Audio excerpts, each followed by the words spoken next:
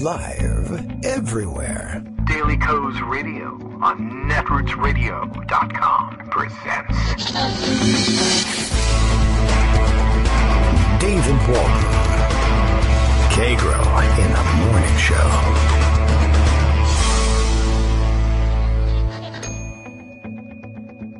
Now, here's David Waldman. Hey, good morning, everybody. How you doing? It is Thursday, February 22nd, 2018. Time for another show. The president is still a dotard, and we'll catch up with exactly how and why. Plenty to talk about today. Of course, yesterday the president had his listening session, and if you got a chance to take a look at the pictures of him listening, you got a pretty good idea of exactly what was going on. Definitely saw a couple of those tweeted around yesterday. In fact, Bill in Portland, Maine tweeted around one of the better screen grabs I have seen of it. President sat there, I don't know if stoned face possibly is what he was sitting, you know, unmoved by any of the emotion at the event. Eyes closed, arms crossed, and of course you will have seen by now, I'm sure, the crib notes that he brought with him and held in his hand. And I've been looking at those.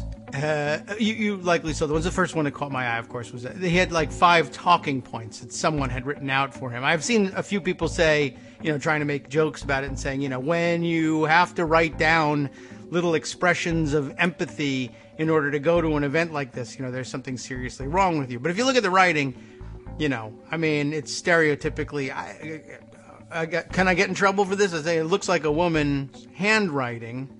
Although really, I mean, it looks like a girl's handwriting. And then that girl grew up and she's a woman and the handwriting never changed. But okay, that's fine. But, you know, you can tell typically, and, you know, I'm sure it's not with 100% accuracy who, you know, whether a male or female writer has written this handwritten thing. And it sure looked like a woman's handwriting to me. But okay, fine. You know, he doesn't write everything down himself. His handwriting, you know, he makes giant letters and he only writes with huge Sharpies. So he couldn't fit anything on the piece of paper they gave him, which was like semi-official White House notepad type paper, apparently. And they wrote down all things for him to say, including number 5, which I thought was kind of hilarious. I hear you. You don't have to usually write that down. I hear you. I actually do hear you. I have ears, and they're hearing you. I have people's ears that hear for me, is what I'm saying. You have your mouth call my ears, and we'll talk. Basically, okay. And then there were some other ones like, you know, here's how to be empathetic. Here's how to be open to their suggestions or ideas or emotions, for that matter. 1, you know, what would you like me to know about your experience? Bill says he's narrowed it down to Kellyanne Conway. I've seen suggested Hope Hicks. I've seen suggested Ivanka. I don't know what their handwriting looks like, but they would be all top suspects. I guess, suspects. Nothing wrong with it. It's just dotardly, which I guess at bottom is wrong. Anyway, yeah, the whole thing was kind of kooky and weird, and all the things that he wrote down for himself. Also kooky and weird, if you notice in the photo, you can see the cuffs of his shirt under his suit. He has monogrammed with 45. Which is, as others have suggested, perhaps that's the term that he expects to receive in federal prison, 45 years to life. I don't know. But, of course, he believes he's the 45th president of the United States. And in case you don't, look, my shirt says it, so I can't be wrong. And I guess that's a thing you do if you're the kind of person that thinks Oprah is insecure, then you would, you know, monogram your cuffs with 45 because you're the 45th president. All right. I found that very weird and unsettling, but you know that, and that's why you're here. You're also here because Daily Kos Radio is live now. The other thing that Bill has tweeted to me this morning, our morning opening, Daily Kos Radio is live now. Listen as David Waldman, Kagro X, that's me, hi, reads these words of comfort off his talking points cheat sheet. You hear me. And that would be very comforting, wouldn't it? If everybody were able to get reassured that they were hearing the 45th president of the United States. So anyway, substantively speaking, also very interesting. He, basically told everybody that it was fake news that he wanted to arm teachers just because Crooked Hillary said during the middle of the campaign that I wanted to arm teachers. You know that's not true. Now, seriously, why don't we arm some teachers? That's the take as it's being presented by Laura Clausen on the front page of Daily Kos at the moment, as a matter of fact. Trump saying it's fake news that I want to arm teachers, but for real, let's arm teachers. And there was another of the fantastic shots of him listening, I would say clench-jawed and squinting at somebody and arms crossed in his usual body language, symbol of openness to your ideas. And, well, I mean, about that headline, Donald Trump's big listening session suggestion of arming teachers met with enough criticism that he decided the problem was people not understanding what he had said. And that if he had just explained it again, the world would see its brilliance. So he took to Twitter, of course, and said, I never said give teachers guns, like was stated on fake news, CNN and NBC. What I said was to look at the possibility of giving, quote, concealed guns to gun-adept teachers with military or special training experience. Only the best, 20% of teachers, a lot, would be able to. So, yeah, I never said give teachers guns. I said give 20% of teachers guns. Big difference. That's the way Laura puts it. It's true. By the way, I love his expressions of, we're looking strongly. They didn't say it in this one, but in one other statement I have of his, I'm going to strongly look at that. I suggested this morning, I don't think that strongly is really a way that you can look at things. I mean, you could give I give a strong look, or give strong consideration to that. I strongly suggest you something, and you can obviously mouth the words, I'll strongly look at that. And Bruce McFarland, I guess, suggested that, well, I've seen students strongly look at their quiz answers before they hand them in, and I could get that. I think maybe intently looking at it, or even puzzledly looking at it, but strongly, I think he just likes to say he's going to do things that sound strong, so I will strongly drink this iced tea. Whatever. I just strongly answered the phone, and Greg Dworkin was strongly calling me, and so why don't I strongly ask him how he's doing this strong day? Good morning, Greg. How strong are you, I guess? Well, I think what he really meant was manly. He was just trying to figure out how to work that in. Strongly. I'm very manly with my handwritten notes that one of the women wrote for me. Don't look at the size of my hands. Yeah, imagine that. I had a close-up of his hands, and his hands were the least dumb thing in the picture. Well, the whole picture of him holding his cheat sheet notes. Yes. Right, and the monogram. I love those monograms. Right, 45. Not just the monograms, but also the cheat sheet notes that says, what was it? I hear you. Memo, message, I care. Oh, no, right. That was George H.W. Bush. It was basically the same idea. I'm listening. Right. If he had written it, by the way, you would have been able to tell by the doodles of boobs in the margin. He didn't write it. Ivanka wrote it. It's her handwriting. Is it her handwriting? Yeah, we have a couple of guesses out there. Ivanka's a top guess. Kellyanne Conway likely has handwriting a little bit like that, too. Hope Hicks, probably. Stormy Daniels, maybe, if he had hearts under the exclamation point. Gary McDougal, I mean, and a whole host of other people who can't be revealed at this time. I think they all had a hand in it. They're all liars. I wonder how much he paid them to do it. $130,000. We have to find out. They're shell companies. So anyway, the funny thing is when Trump tweeted and he said, I never said give teachers guns. Strongly tweeted. Thank you. Yes? Stated on fake news, CNN and NBC, what I said was to look at the possibility of giving concealed guns to gun-adept teachers. With military or special training experience, only the best 20% of teachers, a lot, would now be able to yada, yada, yada. And then he continued with other tweets. And somebody actually blocked out the words and picked selected words, which is the best thing to do with a Trump statement. And then, if you pick out the actual words that were there, it actually says, I never said give teachers guns. What I said was giving guns to teachers. Yeah, okay. It was backwards. Right? So, you got it all wrong. And this is the gun debate, right? You said semi-assault rifles. Right, that's true. Rather than semi-assault weapons, so therefore you're not even qualified to talk about this. And that's what's wrong with the Poles, who all say it's really popular to ban this stuff. They don't know what they're talking about because they don't know guns the way we do. Yeah, I noticed that was absent as a criticism, strongly absent of the president. His yesterday, or is it Wednesday, that he said I'm going to ban any device that turns legal weapons into machine guns. Like, oh my God, machine gun is one of those terms that makes the gun nuts go bonkers. You don't understand what a machine gun is.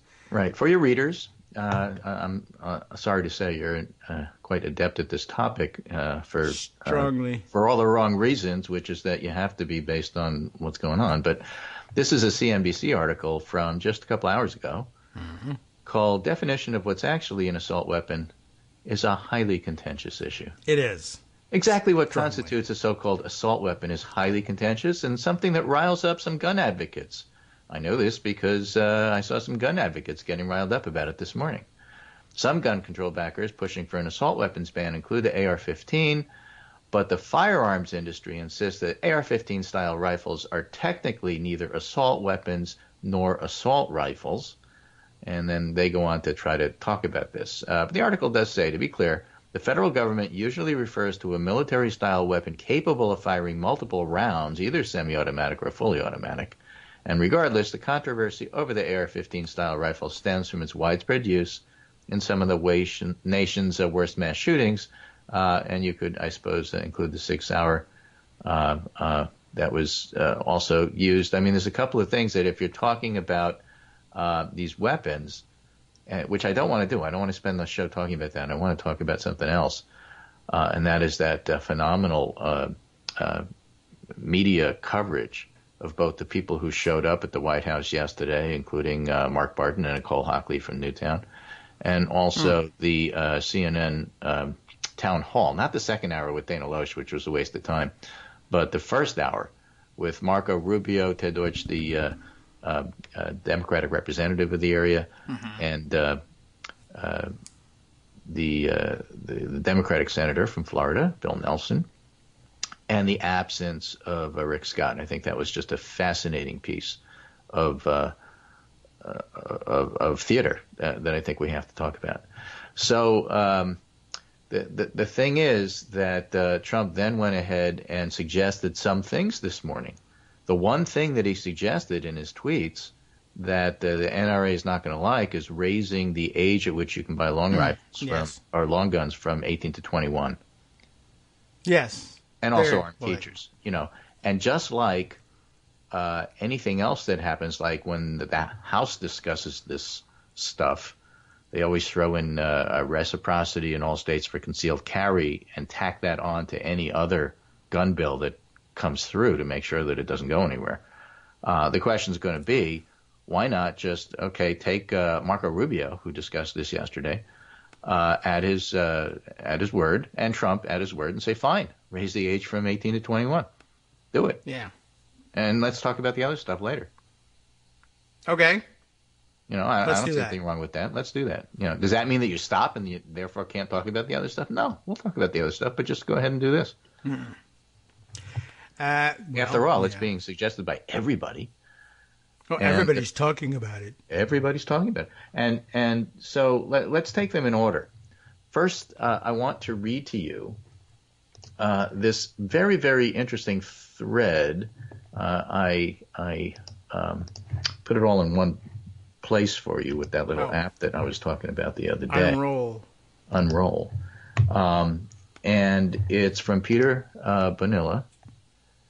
And just it plain says vanilla? B-O-N, B as in boy, O-N-I-L-L-A. Bonilla. Okay. I hadn't thought of this in ages, but I remembered reading the reporting of the Parkland survivors meeting with Trump, and I have been a fly on the wall in a meeting of this nature, and it's one of the singular experiences of my life. First, some background. From roughly 2005 to 2011, I wrote and developed a play based on the experiences of attorney Kenneth Feinberg as the special master of the September 11th Victims Compensation Fund. That's some play. As research, we had several hours of on-record conversation. That fund, briefly, was designed to provide financial compensation to the families of those killed in the 9/11 attacks, as well as those injured, in exchange for foregoing litigation against United and American Airlines. In the end, Feinberg dispersed roughly $7 billion. Feinberg had established a reputation as someone skilled at bringing about settlements through mediation of incredibly complex liability disputes, Agent Orange, Dalcon Shield, and it was this reputation that got him appointed special master. Now, the success of the 9/11 fund cemented his reputation and changed the course of his career, and he continued to mediate massive disputes like BP Fund after Deepwater Horizon, but he also became the go-to person for memorial funds for singular tragedies. And the Memorial Fund in Newtown was not an easy thing to do. Lots of stories about that, too, if we have time. One of these was the Memorial Fund for the shooting at Virginia Tech in 2007, from which about $7 million flowed in from donors nationwide. And that's one of the things that people are going to find out in Parkland. Lots of gifts, lots of money. We talked about this a little bit on the show. Right. We've talked about this before. All this stuff's going to flow into the community, and you really need a plan on how to do this properly. Because all of the families, 17 families, all of the families are not going to feel the same about this. They're not going to agree on how you split up the money. It's not like, okay, let's divide by 17. What about the other kids who were there who were traumatized? The ones who were on TV talking to the president and talking to Rubio. Yeah. Do they get something? Do they get nothing? What about the people who were shot but not killed? Do they get something? Do they get nothing? How much? What's fair? All of that has to be determined. And you don't really want to do that when you're still in, shock after what just happened. So these funds that flow in from donors nationwide that have to be distributed and not stolen. Oh, I was going to suggest, I know what to do. Complicated, I know, yeah, but, you got to do it right. So anyway, this author says, I was in the process of writing the play when this took form, and when he held a couple of open town hall-style meetings with the family members of the deceased at Virginia Tech. I traveled to attend one of them in Trenton, New Jersey. I don't remember if he invited me or if I asked to attend, but either way, I didn't think it was a particularly big deal because I figured the meeting were at least semi-open to the public, but I was wrong. When I was in Trenton for the meeting, Feinberg introduced me to the crowd as part of his staff team, and then the families took a vote to have the meeting without any media presence. Everybody else left. And I remember thinking, oh, crap, I'm the only person in the room at that point who didn't have a direct stake in what was being discussed, and I have never felt a more acute sense of being someplace I didn't belong in my entire life. I don't actually remember what happened, but partly that was by design. Feinberg proceeded to my recollection without much of an agenda. Instead, he gave the floor to the families to talk at length and share the stories of those they'd lost. He'd learned to do this the hard way. His early town halls running the 9/11 Fund were a disaster because he tried to impose his own agenda and order on the discussions, and the families weren't having that. They weren't ready for that. It took him a long time after that to win back their trust, and so that's how the meetings went in 2007 to my recollection. And when it was done, a parent of one of the students came over and thanked me for being there to listen. I felt guilty about my place there, but that's what they wanted. They wanted people to hear their testimony. From this back to the present. Hence number 5. I don't know what help that gives our consoler-in-chief, other than confirmation that's indeed one of his duties some of the time. And surprise, I don't think he's especially suited for the job. But if I took anything from my years researching the play, meeting with Feinberg, and encountering those coping with tragedy, it's that, for God's sake, you can lead by listening. Action will be demanded, and that's tricky, but the listening part shouldn't be. Godspeed. That's his piece. I think it's fantastic. I think it's right on the money. And so what happened yesterday, and what you'll see all week on TV, if you watch cable, is you're going to hear the testimonies of the survivors. And it's really important, even though it's really painful. And some of them aren't going to be articulate, but a lot of them will be. And you'll scratch your head and say, why are you doing this? Why are you allowing somebody on TV to just talk about their daughter, their son, the person that they love? They have to.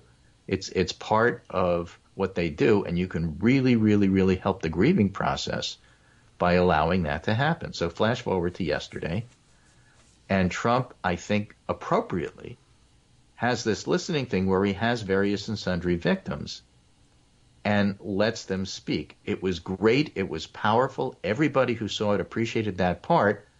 The only problem is he opened his mouth. Yeah, Donald Trump was there. Yeah, I mean, if he had just listened and done nothing else, it would have been great. But that's where he first brought up the idea of arming the teachers. Yeah. Although and that's some where parents did too. yes, but they're allowed to. He's not. Okay. Oh, all right. Yeah. Well, I'll buy that. He's there to listen, not to talk. And by opening his mouth and talking about arming the teachers there, it doesn't matter that somebody else had brought that up. People brought up a whole bunch of other stuff, including, Mark Barton from Newtown, who said it's a terrible idea. Okay.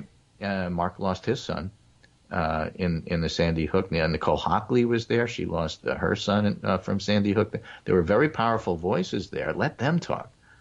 But the whole idea of Trump then adding on his big idea that he had all by himself about arming teachers, made it look like he had brought those people who had something to say, importantly, the way I was talking about from Peter Bonilla's piece, and he brought them there and he used them as props so he can offer that idea, which was an NRA idea. It was terrible. It was awful.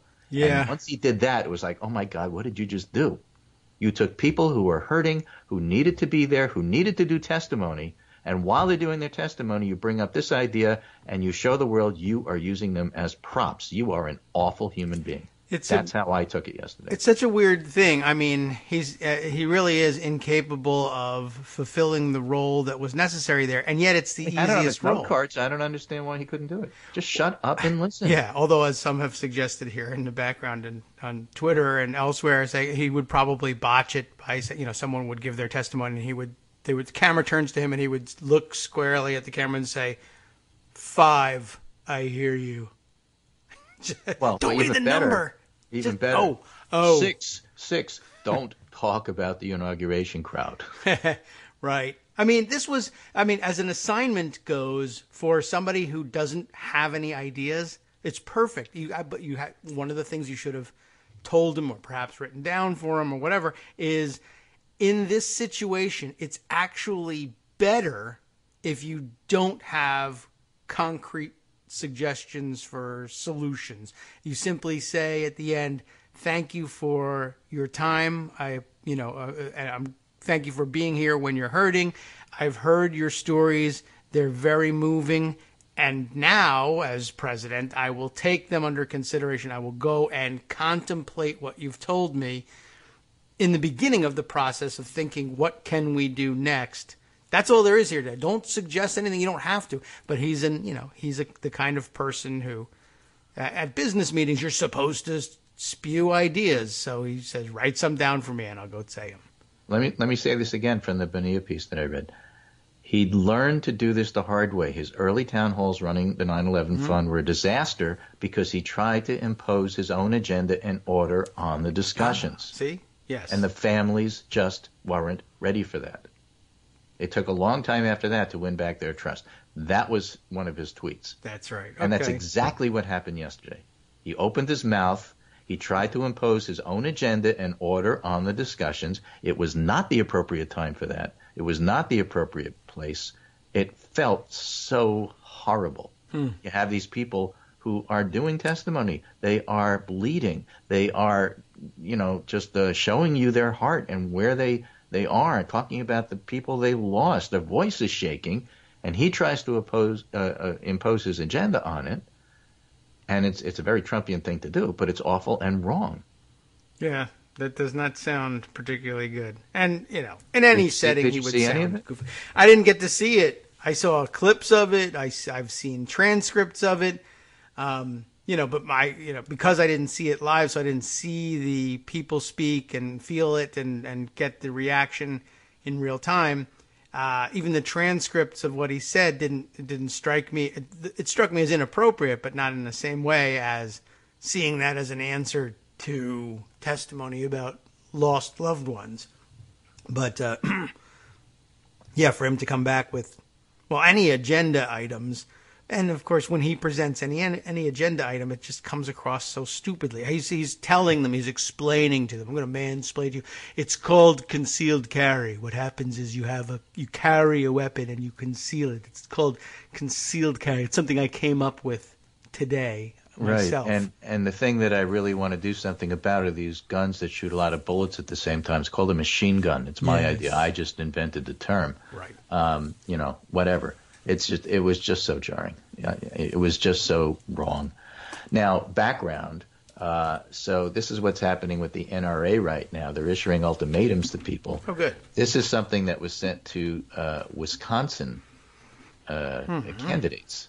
Dear Wisconsin judicial candidate, as the 2018 Wisconsin judicial election approaches, the National Rifle Association Political Victory Fund is receiving requests for information regarding candidates' position on Second Amendment issues.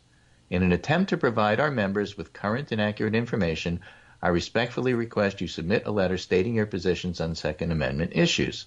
The information derived from the letter will be used in part to determine candidates' NRA PVF, that's the Political Victory Fund, rating, which will then be communicated to NRA members. And then this is in bold.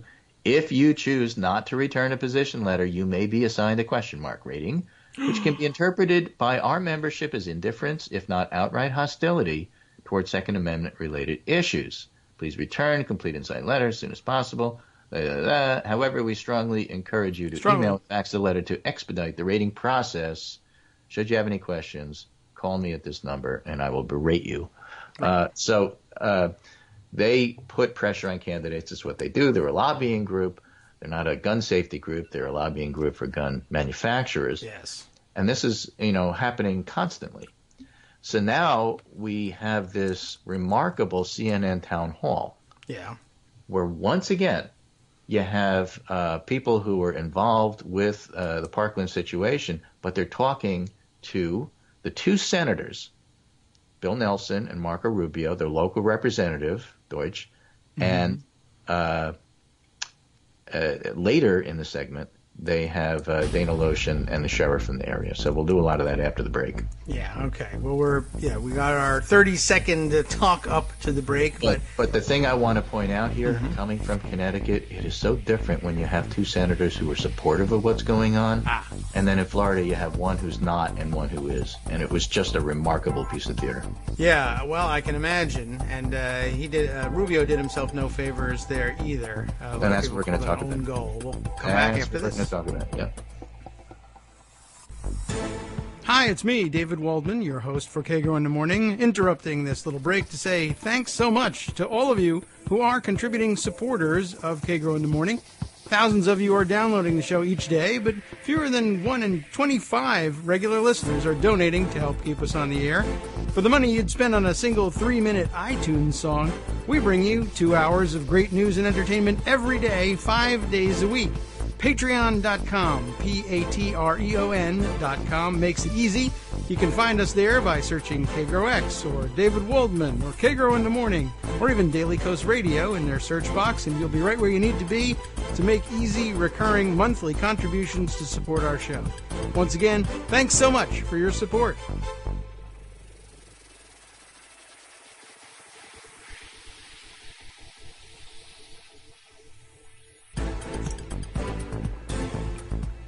Welcome back to the Kagro in the Morning Show here on Netroots Radio. Greg Dworkin's still with me, and we're returning to the subject of last night's town hall meetings, listening sessions, what have you, that went on in the Republican attempt to regain control of this narrative post-Parkland.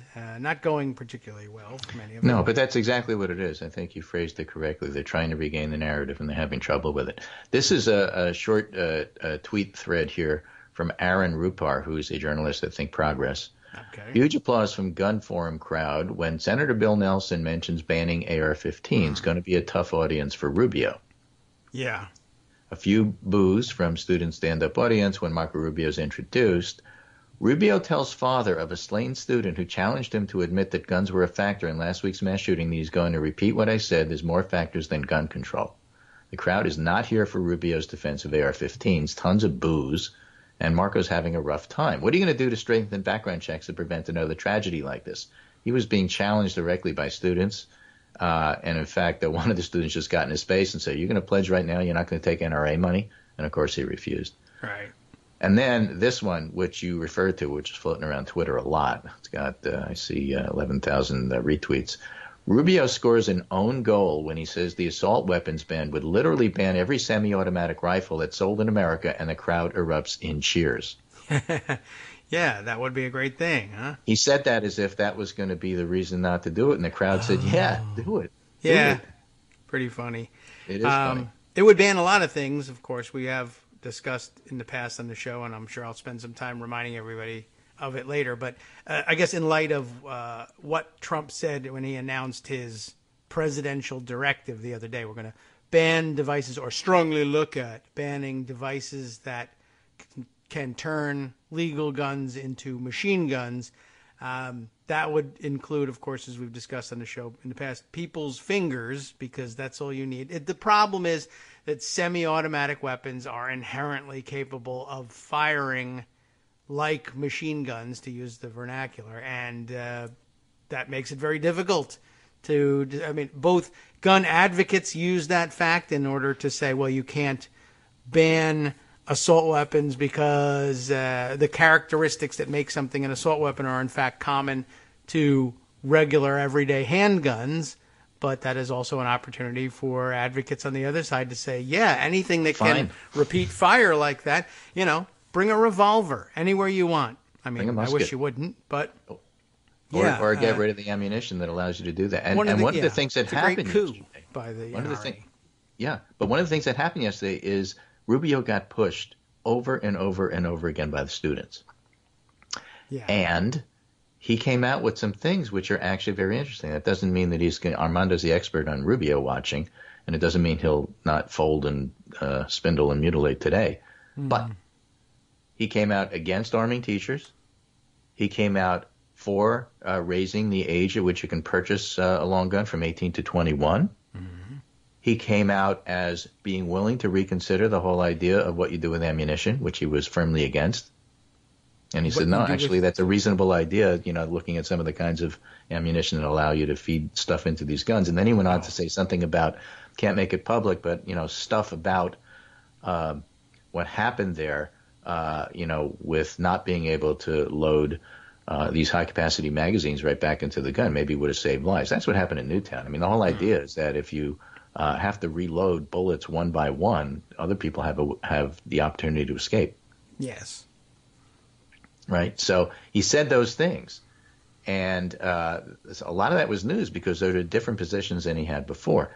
But the crowd was clearly hostile to him and supportive of Bill Nelson and the Democratic representative who were debating. The Democratic representative was the one directly taking on Rubio. Rubio would say, well, the bill that's floated right now for assault weapons ban would only ban 200 rifles, and there's 2,000 others. Fine, said the representative. Include them all. This is not a problem. Yeah. Work with me, and we'll just come up with something. And what's interesting is that it was the debate between the Democratic representative and the Republican senator. It was not between Bill Nelson, the Republican Senator Marco Rubio, and the Democratic Bill Nelson. That was not the debate. And there's a couple of political reasons for that. Yeah. Okay. First of all, Nelson and Rubio actually get along pretty well. Okay. Secondly, Bill Nelson is up for re-election. Okay. Yeah. Thirdly, the guy he's running against probably, I don't think it's been announced yet, but everybody assumes, is the current governor of Florida, Rick Scott. Who wasn't there. And Nelson used every opportunity to remind the crowd that coward Rick Scott was not there. Okay?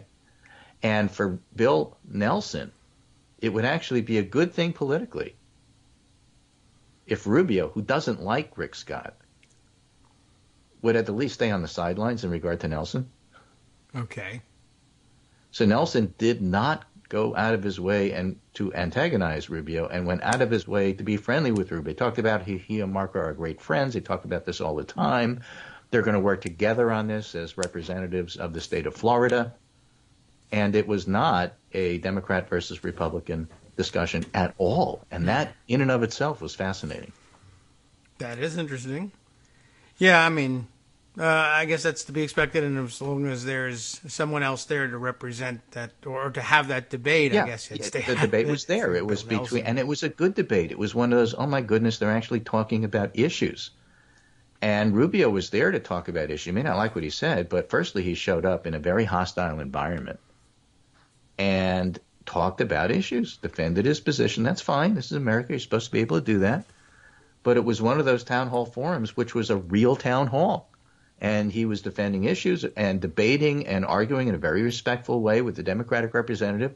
So you had a Democratic, Republican, different point of view. You had different points of views of the gun issue in regard to how you actually craft legislation that would cover the rifles that people are talking about. And it was really, really helpful. It was a very different setting than the listening thing that Trump was doing, which, as I talked about, was really designed to be something different, should have been something different, and failed. This succeeded. I mean, it didn't fail in terms of people having an opportunity to give their testimony. That part of it was fantastic. But, Trump's trying to assert his agenda on top of it was a failure. This was different. This was just let them talk. And the kids had an opportunity. They were not cowed. They were not scared. They got right in Rubio's face and hit him with stuff. The teachers got right in Rubio's face and hit him with stuff. And they basically forced him into some reasonable positions, which we'll see 24 hours later whether or not he'll keep. So at least the first half of that was well worth watching. The second half of it was the local sheriff, who was against having teachers armed and thought that the problem was there were too many guns, and Dana Loesch making the NRA position known. I didn't find that so interesting. That was like a point counterpoint you see on CNN. That Jon Stewart used to yell about all the time. These are not equal positions, and I didn't find that. We see this on CNN? Yeah. But, the old "you're hurting America" by pretending there are two sides to this kind of thing. But that was a CNN production, though, wasn't it? It was. It was all on CNN. So no wonder. Okay. Right? But, that part of it, I just didn't find it all helpful. And it was also getting fairly long. But the first part, where you had the actual representatives of the community talking to their elected representatives face to face, sometimes 5 feet away, with some of the student leaders who you've already seen on TV, because the day started with rallies in Tallahassee and others with the student leaders actually making some pretty impassioned pleas, plus student walkouts all over the country. So that's all the context for all of this. And, at the end of the day, yesterday was entirely about what happened in Florida and this discussion. And it's just a remarkable, given that it was only a week ago that the slaughter happened. It's a remarkable thing that the focus is still on this, and that this is, what's dominating the news. Now, there's other things in the news, of course. There's still the Russia indictments and the Mueller probe, and there's still the dysfunction in the White House with John Kelly trying to keep his job and trying to freeze out Jared Kushner and take away his ability to see things, which Trump can overrule. So the White House dysfunction still goes on.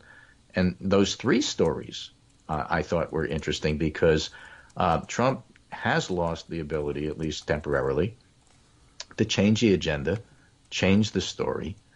And so those three stories are dominating this entire week. Good job. Already Thursday, and we're still talking about those three things. And because we have the opportunity to talk about those three things and not shift to the next thing after 15 minutes, it's having, I think, a more profound impact than the usual scandal per minute, scandal per day, which, I think is a more reasonable pace for people to absorb and think about this stuff. None of it is going to help Trump, but that's what's happening this week. Yes. On the other hand, he would look at this and say, well, what else is happening in Florida this week? Stormy Daniels is performing, and no one's talking about that, so success. Well, the really big news, by the way, is the men's curling team upset the Canadians, and the women's hockey team beat the Canadians. Oh, I missed all of that because I'm driving around all the time yesterday. I don't just miss important news. I also miss sports. America may be going to hell in a handbasket, but we can still beat the crap out of the Canadians. So that, it's important to realize that. Yes, and our handbasket gets terrific gas mileage. Yeah, well, it's got the Trump label on it. And so you bought this $25 handbasket for $179.50, but it's got gilded, edges and a fake rhinestone diamond right in the middle. So anyway, that's what happened yesterday. It was a lot of interesting stuff, and I hope people had a chance to catch it. I'm still really upset about how Trump handled his listening session. I just think that was horrendous, disgraceful, but in par with who he is. Yes, he's back on the Twitter machine, and he is giving his Charlottesville speech again. He's currently tweeting what many people don't understand, because you guys got small brains. What many people don't understand or don't want to understand is that Wayne LaPierre, Chris Loesch, and the folks who work so hard at the NRA are Capitals. Now, great people and great American patriots. They love our capital country and will do the right thing, closing with all caps, "Make America Great Again!" exclamation point. It's the very fine people speech. There's very fine people on both sides of this murder. That's terrific. That is terrific, isn't it? Well done, sir. Well done. So, anyway, I think I'll leave you with that. That's a lot to digest. But that's what's going on today. So this is Greg Dworkin speaking with my good friend David Waldman, Kagro in the Morning. Not unfamiliar with a lot of these issues. But I thought looking at the testimonial listening piece in the way that the fellow who worked with Ken Feinberg was really an interesting angle. Yes. At watching what happened, and I'm glad we could share that with you. I have to tell you, again, coming a little closer to home in Newtown, when you have to talk about funds like that, it's extremely contentious, and everybody comes at it from a different angle, and it's one of the hardest thing to do. I could totally understand why that guy was so uncomfortable being in the room. Sure, absolutely. And the more we talk about it, the more interesting that play actually sounds, which honestly at the outset did not, but well, that'd be really interesting to see. And I can't even imagine wrangling with money issues on top of all of that. Just, well, it's just hard enough to deal with money under the best of circumstances. It is. Let me end with some more factual stuff here. All right. And let me just throw out the Q poll that came out yesterday. U.S. support for gun control tops 2-1, highest ever. Quinnipiac University National Poll Funds. This was on February 20th, so it was 2 days ago. You see, I said yesterday. Now I'm not qualified to talk about it. Yep. So American voters support stricter gun laws 66-31. And you know about the background check. We talked about that yesterday, 97-2. But the thing I wanted to highlight is that 67 to 29%, 67 for, 29% against a nationwide ban on the sale of assault weapons. Against? Which again, people want them banned. 67% for a ban, 29% against. I see, sorry. 83% for a mandatory waiting period, 14% against. But that 67-29, when Gallup polls it and uses different languages, they get up to about 50, 51%. The point is, you'll see gun advocates saying, oh my gosh, Rubio, these liberal people say that Rubio was an own goal, but they don't understand beyond the confines of this highly liberal enclave. Everybody in America hates the idea of a assault weapon ban. Well, that's not true. Well, not people with phones, anyway. Not people who answer Quinnipiac polls. Yeah. Well, I don't know why they're continually confused by all this, but yeah. Speaking of, there's a lot of bubble problems in this whole debate. But even people who don't think they're in a bubble usually find out that they're. As I saw, good reminders last night after all of this discussion of arming teachers or arming other school employees and school personnel. Sometimes people suggest, I guess the president suggested coaches because they lift weights because they're coaches. And but others have suggested the janitors. I'm not really sure why they choose janitors, but originally it was because they were men. Because men, you don't want to give right, but they're not actually. But I mean, not in our school system. Not all of them certainly. But okay, yeah. But that was the main idea. There'll be men because when I went to school, they were men, and so therefore I'm 100 years old and. Those, but all sorts of people. But everyone was reminding me last night, in case you forgot, Philando Castile was actually a school worker. I think he worked in the cafeteria. Legal gun owner, concealed carry permit holder, one of the top 20% or whatever stupid metric Trump came up with, who would be allowed, who's comfortable enough with guns, licensed, trained, whatever.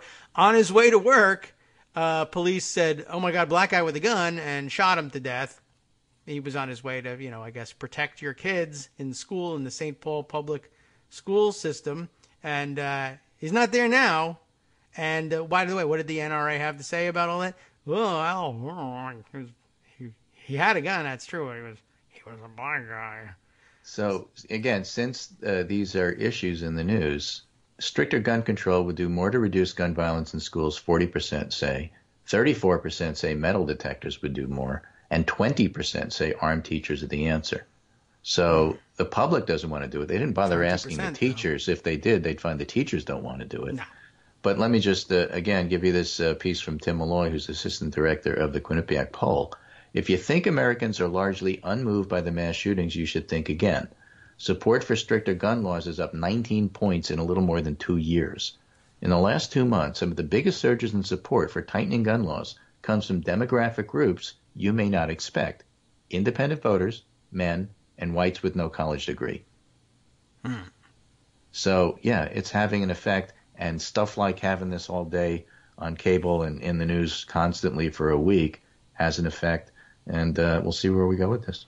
So with that, this is my good friend Kagro in the Morning Show. I just come to visit. My name is Greg Dworkin. His name is David Waldman. Thanks for listening. And, we'll be back, I suppose, on Monday. We'll do it again. Yes. I'll be back tomorrow, but just holding the store open for you for Monday, really. Yeah, I mean, you coming back tomorrow, that's your problem, not mine. I'll talk to you on Monday. Okay, that's right. Yeah, as far as I'm concerned, it's happening Monday. Right. Take care. Okay, thanks, Greg. Have a good weekend. Plenty to catch up on. I don't know. We're going to have to go over some old ground here, I guess. I put together a thread last night in the middle of much of this discussion that basically lays out the case that gun fails archives anyway can make, and they're not complete. They're not even. I didn't even use the complete archives of gun fail, and the gun fail archives themselves are not complete. But just for those, and there are plenty. Believe it or not, I don't really know why. The information is out there. Whatever, people don't pick up on it. They're busy reading about sports scores, and that's important. Curling, whatever, right? They don't know, and very often it's the first time that people have picked up on this information that there have been teachers, armed teachers. I mean, they pick up on this is the first time they picked up on a lot of things.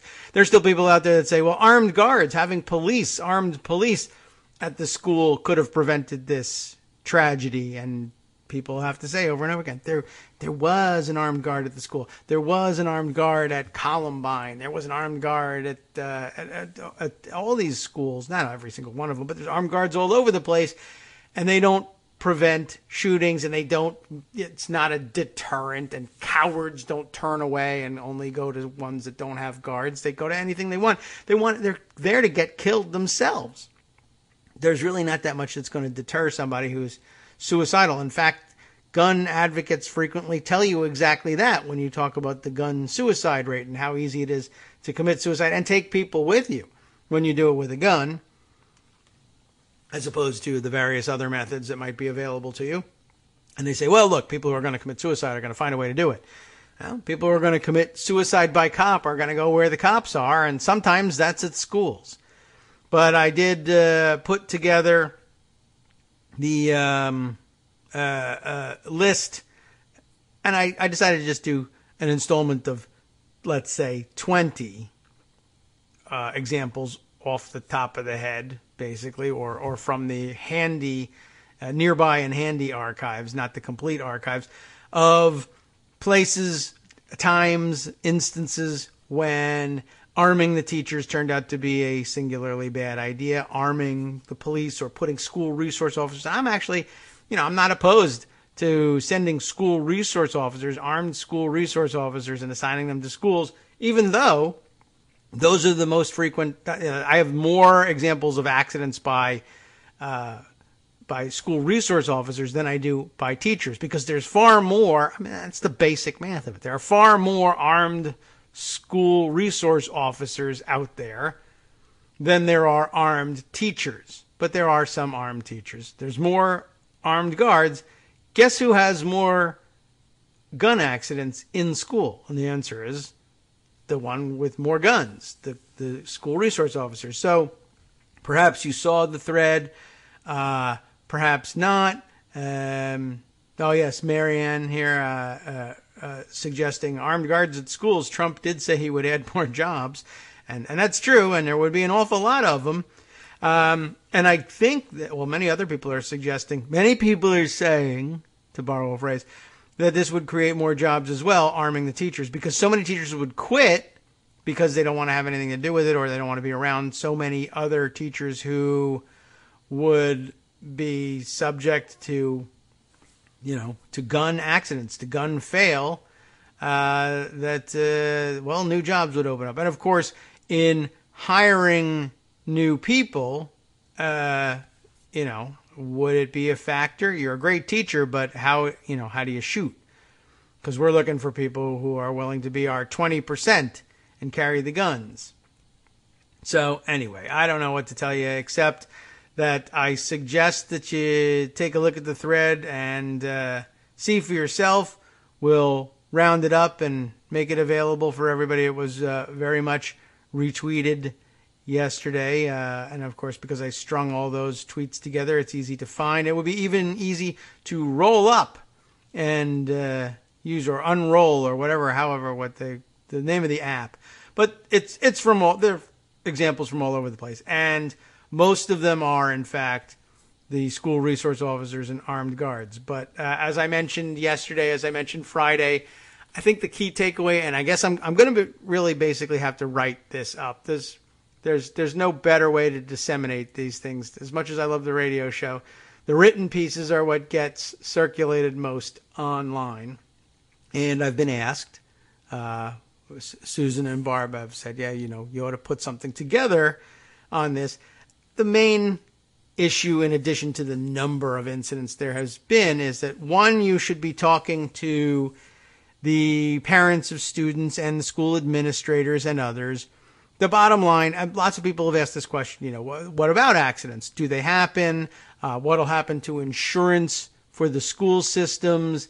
Won't insurers refuse to, either? Certainly they would refuse to insure you at the same rate. They would hike rates through the roof because of all the additional liability that's created. And, again, in brief, the answer is that states that adopt this system purport to adopt laws exempting teachers and school systems from liability that might arise from the program. But like everything else, it's a question of what is the program, what does it encompass, what doesn't it encompass, and, to say, well, if you get the training and adhere to the protocols, you'll be exempt from liability is one thing, but to actually enforce that is quite another. And I keep going back to the example of the Utah teacher who volunteered for this duty of carrying guns. Utah has, an interesting approach to it. And it's basically, if you are licensed to concealed carry and you want to carry as a teacher, basically you can do that. And you also likewise, in your school, are exempt from liability for, personal liability. And this is one of the issues. Like they say, well, what happens if you accidentally shoot another teacher or student in exchanging fire with a murderer who is broken in and is gunning down students? Well, we'll exempt you from liability. I mean, you can't, I don't know. I mean, what's the message? The idea is, well, we don't want you to worry about that and then therefore not bring your gun. But when push comes to shove and you've actually shot another student and that parents of that student sue you, I don't know how strong the protection from liability is really going to be, but we don't even really need to get to that part. The part teachers and teachers' unions in particular probably should be concerned about is the much more frequent problem, which is that teachers accidentally shoot themselves or the walls or the toilets or occasionally other students. Though I haven't found a teacher accidentally shooting a student in this country anytime recently, though I have found stories of armed guards that have accidentally shot students. I don't know if that surprises you or not. It wasn't in a primary or secondary school. I can say that it was the University of Florida. One of the armed guards, campuses have armed police forces, and one of the members of this armed force patrolling one of the dorms, walking down the hallway, accidentally fired their gun while they were walking down the hallway because, I don't know, reasons. I don't know what it is. He stepped on a banana peel. He wanted to clean the gun in the middle of the hallway. I don't know what the reason is. There's no reason for it. Gun advocates say, well, it's a negligent situation. They should be liable for this. There's no reason for that gun to have been out of the holster or for him to have been fiddling with it. I don't know what he was doing. He didn't explain himself. The point is, people fidget with crap that they have in their pockets or in their holsters all the time. And that's just life. And so it means there's going to be mistakes made. And when they're gun mistakes, people will get shot. He's walking down the hallway, fired the gun, went through the wall into a dorm room, which he was patrolling, right? He was patrolling the hall, fired into a dorm room, shot a student to sleep in his bed. Hit him in the hip. He's okay. He's alive. He's okay. He's rehabilitation for the rest of his life. Well, whatever. Full recovery, right? He didn't hit him in the head, so he's going to be fine. Leaked a little bit of blood. But imagine your student, your kid, goes off to the University of Florida, sleeping in his dorm room, blam, shot through the wall by the guy who was there to protect him. Great job, but not a nationwide story, interestingly. And not a whole lot of interest in that. But that story and the Utah teacher, yeah, when they come for you liability-wise, union reps, be aware. Yeah, all of a sudden that whole immunity thing evaporates. And I thought you had my back. If I was willing to take the risk of bringing my gun every day to protect my students, I thought you were going to protect me. Well, you know what? Some liability issues came up and we're not going to protect you. And it would be best if you weren't the teacher anymore. And that's what it takes to get a dangerous situation taken care of. Again, I know I've told the story, but bottom line is, the Utah teacher broke all the safety protocol rules all the time. And this is really the point here, is if the gun is meant to be there for protection, if the people who think this program is a good idea think it's there protecting kids, little minor things like not adhering to the rules that we said were basic minimum standards for allowing this thing in the first place aren't going to convince administrators, yeah, let's get rid of the protection. Who's going to vote to get rid of their protection? So they sweep it under the rug until finally something goes wrong and they shoot themselves. That's the way it's going to work.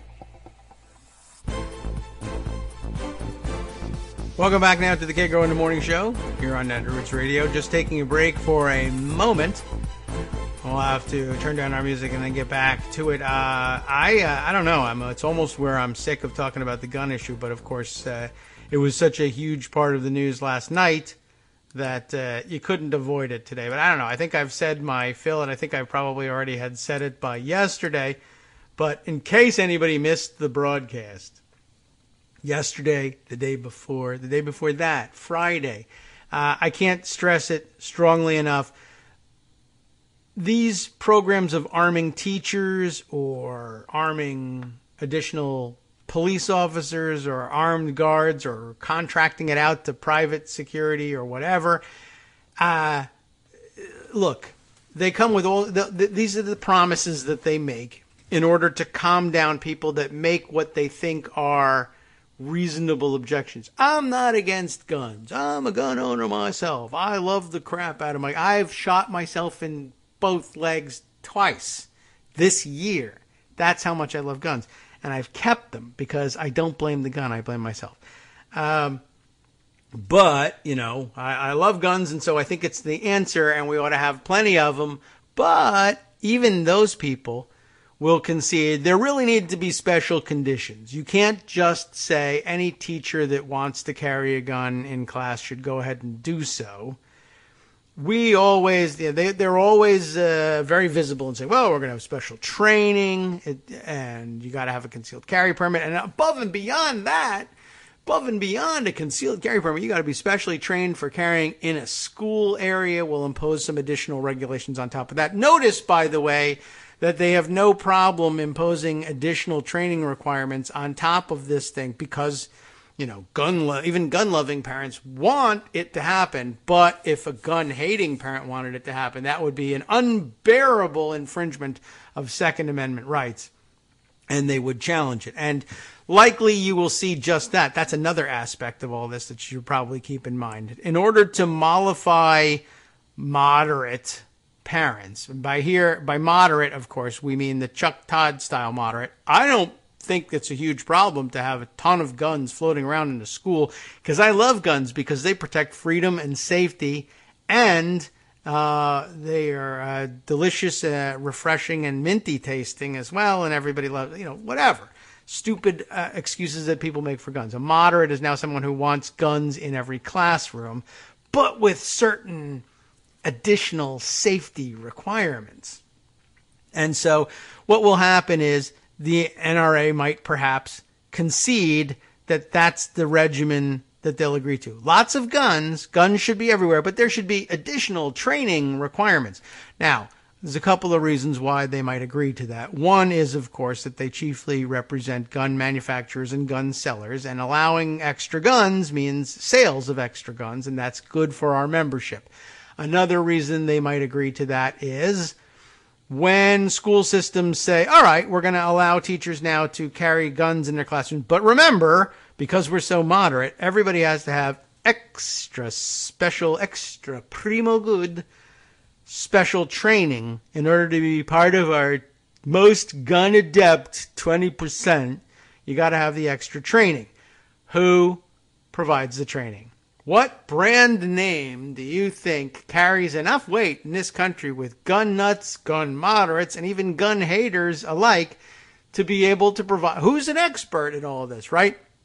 In other words, what's happening here is you're going to have to be NRA certified in being 20% top gun adept in order to be allowed to participate in the program, which of course means fees to be paid to the NRA itself, to NRA licensed trainers. All the people who are going to do the training are going to have to pay the NRA $100 to get NRA licensed so that they have the right under the legislation passed in these states to hand out the certifications that say you're a 20% gun adept. And that's really what they'll probably say. That's how it'll morph. Not the top 20% scorers in the gun proficiency, gun adeptness test, but are you 20% adept with a gun? Yeah. Well, 80% of the time I shoot myself or some bystander, but 20% of the time I hit the paper target. I miss the guy outlined in the target, but the paper is the important part. And sure, here you go. But that's another racket all by itself. And wow, how can I even get through the depth of depravity in this thing? What's going to happen? Game it out, right? State A, your state, doesn't currently allow teachers to carry weapons in the classroom, but they want to, because some sicko could come in and then his coach would be able to instantly solve the problem. That's another part of the rhetoric, which is just so totally inappropriate. The problem solved instantly. The coach in this, Trump brought this up. The coach in Stoneman, yes, Stoneman, or Stoneman Douglas, I guess. Boy, again with the name that I'm having. So Parkland, much easier. The coach who saved lots of lives, doubtless, as people who are describing the situation tend to say, had he been armed, well, he would have ended it right there. That's what the president had to say about this. I think this is the quotes that Barb sent me. I think it's in there. And that basically, yes, the idea was, had he been armed, he could have stopped the guy in his tracks. And we don't know, A, whether that's true.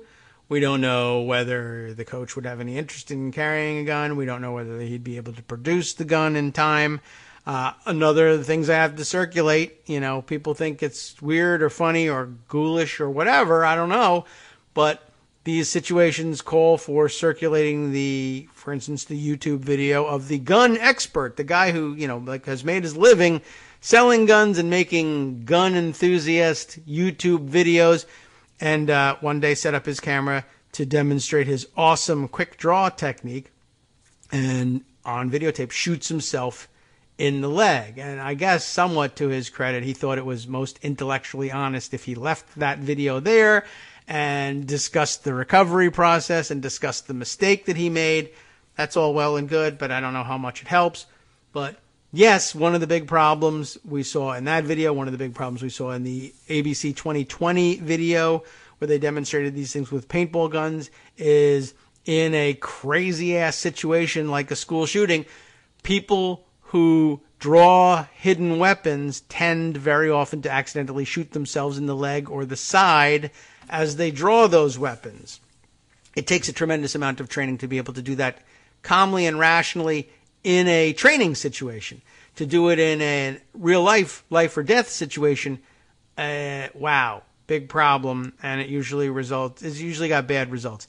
But then, of course, if you don't shoot yourself on the draw, there's the question of, are you going to hit this target? Are you going to hit him in such a way that you take him out? And are you not going to miss and shoot somebody else? And underlying all of that is the handgun versus AR-15 match doesn't go very well either. And God help you if he's got the bump stock or knows how to bump fire without the bump stock, of course. And he's going to turn you into Swiss cheese before you get your hand to the holster. No, he might be distracted. He might be distracted by a second teacher with a gun on the other side of him who will probably accidentally shoot you if he gets the drop on Mr. AR-15. But, can I imagine a scenario in which it comes out okay or better than a full-blown massacre? Yeah. Can I imagine a scenario in which it comes out much worse? You bet. No doubt about it. But the president jumps directly to instant solving of the problem. He jumps to the instant where it works.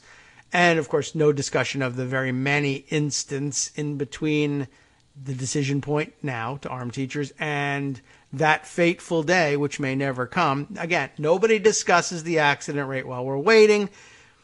But lots of people do discuss, well, what will be the accident rate on the day of? But there's a lot more to discuss about that. But like I said, so these guys are going to have their guns. And this is where it becomes a racket. In order to get this done, right? Your state doesn't have teachers with guns. It's going to legislate that we're going to have teachers with guns. Along the way, it's likely also going to pass the purported blanket immunity for participants in the program, both schools and individuals. All of that will fall apart when people actually die, and then money becomes an issue as well. And that's certainly to be looked forward to. Can't wait for that.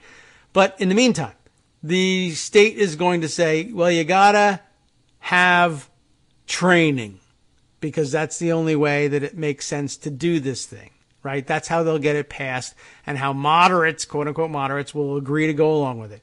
What kind of training? Well, we think it should be rigorous and make you awesome. Okay. And they may or may not put a number on it, but they'll probably take some testimony somewhere along the line. Now, I want to talk to gun experts in our committee hearings about this gun. How long would it take, would you say, Mr. Expert, to train a teacher with moderate to maybe even no gun experience and make them awesome enough to be trusted as one of our 20% most gun adept teachers so they can carry, and remember again what you're asking here, I want you to be able to carry a concealed, loaded gun every day for 6 hours in the middle of perhaps as many as 30 squirming kindergartners who will want to climb on your lap for story time, who will get your attention by walking up behind you and tugging on your clothing to get your attention.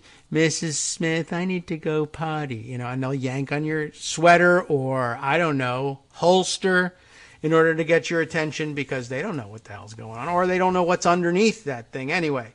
And I've seen teachers who've written up on their experience on this thing, mostly on the gun forums, where they have to point out, I have to keep a gun on me and it has to be concealed and no one can know about it because those are the rules. LOL, YOLO, nothing matters. They won't worry about that. That's issue number 2. But, when kids come up to me, if they want to get my attention from the back or they want to give me a hug at the end of the day or whatever, and I have to be super careful they don't detect that there's a gun there or come near it or touch it or accidentally set it off. Gun fail fans, for lack of a better word, I guess no one really wants to call themselves a fan of gun fail, almost certainly remember more than one story of people who kept their guns in the wrong spot and had them set off while they actually hugged somebody. It's never been a student and a teacher, thankfully, but you probably shouldn't be hugging the kids anyway, in most instances. But the teachers who carry say, yeah, I'm real sensitive about that. And if somebody comes up behind me and taps me on the shoulder, I'm jumpy. I got a gun on me. No one has ever drawn the weapon because of that, but they definitely say it changes their attitude and posture in the schools. So, how long will it take to train that person into a ninja? Well, back up even further. I'm talking to Mr. Gun Expert at the committee hearing. Who's going to be the gun expert at the committee hearing? Who am I going to call? I'm the proponent of this legislation. Whose pocket am I in? Honestly, let's get right to it. You know the answer is the NRA's. And when it comes time to have witnesses for the hearings so that we can gather all pertinent facts, it's going to be NRA people showing up and saying, I believe that an 8-hour training course would be sufficient. I believe that a 20-hour course would be sufficient. I believe that 4 hours. I believe that 15 minutes online would be sufficient. Whatever, right? It's going to be an NRA person because that's the name brand in gun awesomeness, and that's who it'll be. And there'll be hostile questions, probably, no doubt, from people on the other side, but it will be an NRA witness. There might be another witness, but they probably won't be able to speak to and won't be asked, even by opponents of the bill, to speak to the question of how long does it take to get this training? How long should it take to get this training? So the question will likely be settled. 8 hours, 6 hours, 20 hours, I don't care. It doesn't matter. And the more hours it is, the better it is for the same organization represented by this witness, because honestly, who's going to provide the training? There aren't a whole lot of U.S. government issued, publicly available gun awesomeness trainers out there. It's going to be a private organization. And guess what? It'll be the name brand in gun awesomeness providing the trainers. But that's not the end of it. There's a double dip in here, because the trainers themselves, one, you're going to have to pay the NRA or some other organization, perhaps. You're going to have to pay the NRA to get yourself certified as a teacher. But in order to get certified as a teacher, you have to pay, most directly, a gun instructor to teach you this course, which is designed by the NRA, for which they got paid for a consulting fee for designing the course. And the instructor themselves is going to have to pay a fee to the NRA in order to get themselves certified as an NRA certified teacher, classroom weapon awesomeness trainer. And that's another cut. So it's a self-dealing problem as well, right? I mean, for safety, you guys are going to have to pay me, and you guys are going to have to pay me as well. And when people pay me and they become clients, I tend to want to, provide them with the product they're looking for. Here we enter into a whole other universe of problems, also discovered along the way with gun fail. And the example that comes to mind most rapidly, Missouri, in the St. Louis area.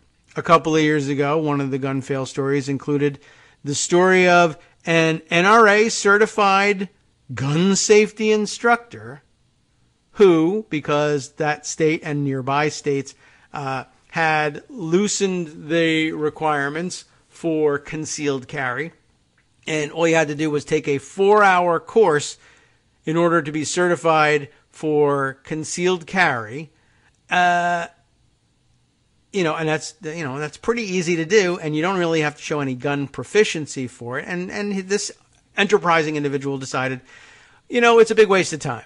The 4 hours that they spend isn't going to teach them anything, and all they have to do is show me they can fire the gun, and if they hit the target once, that's enough. And really, if they miss the target entirely, look, they paid me $125 to get certified. They're going to be pissed off if I won't certify them. So I'm going to, take as many shots as you want. Hit the target. The rules say you're supposed to hit it, with some percentage. Go ahead. No one's here. No one's watching. We're not videotaping it and submitting it along with your application or anything like that. So long as it has my signature on it as an NRA certified instructor, you're all good. Just take it to the cops and, hey, wait a minute. That's right. As long as, you know what?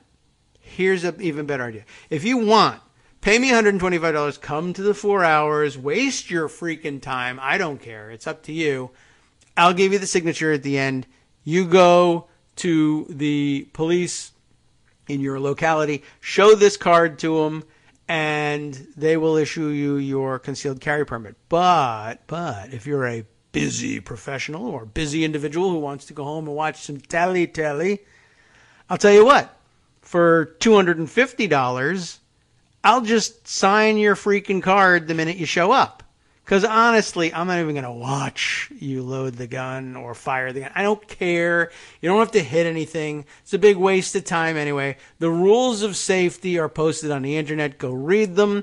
I'll pocket the additional $125 as graft. The other $125, I'll put it in my account and then send the requisite $25 or whatever it is to the NRA. And you go to the local police station and tell them you passed. And they'll give you your concealed carry permit. There were like hundreds of those found out. They did a sting operation on this one particular guy and happened to nab him on that. I don't know how many places are doing that just like that and just haven't been caught yet. How will you know? And the answer there is you'll never know, because in Utah, for instance, where they, again, already have this program in place, you're not allowed to know as a parent whether the teacher your kid has is armed, or if they're in middle school or high school, any of the teachers whose classrooms they enter during the day are armed. They can't tell you whether they're armed or not. You're not allowed to know whether they're armed or not. The school, in some cases, I think, in the Utah program, is not allowed to know which teachers do and don't carry. Don't worry about it, though. You're all getting blanket immunity. You can shoot whoever you want, whenever you want, wherever you want, until it happens, in which case, when it does, you're fired, so that we don't get sued because we don't have blanket immunity and the courts throw that stupid contract out right away. But that's how it'll be handled at the legislative level. All certifications basically to be done in such a way that the NRA gets a cut from all this. It's a graft, yes.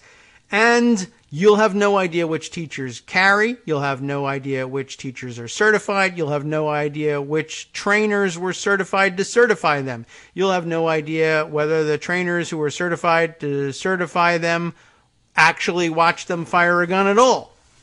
And eventually it'll get to the point where, after conceding that there should be these training requirements, because it's not a bad graft after all, the NRA will eventually, once they get in trouble with these things, your trainers don't even show up. For $500, they'll just issue you your card over the internet. Oh, is that right? All right. Well, I'll tell you what.